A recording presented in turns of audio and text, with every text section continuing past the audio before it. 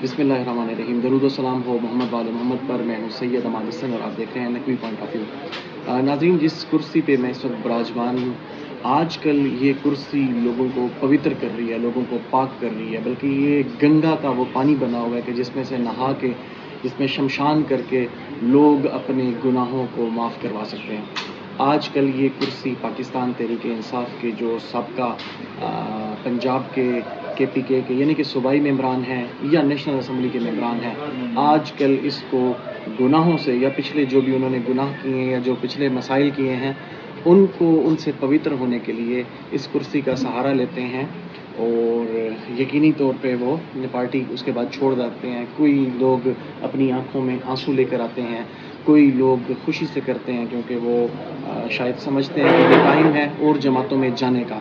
तो खैर, मैं भी आपको यही बात करता हूँ कि खुदा करे कि इस कुर्सी के ही सदके जिस तरीके से ये पॉलिटिकल इंजीनियरिंग हो रही है, जल्द से जल्द मेरे मुल्क में सियासी अदम इस्तेहकाम ख़त्म हो, ताकि मेरा मुल्क दिन दुगनी रात चुगनी तरक्की कर सके। और ये जो इस टाइम अदम इस्तेहकाम हुआ है, ये सारी चीज़ें ख़त्म हो, मईशत तेज़ी से फले फूले।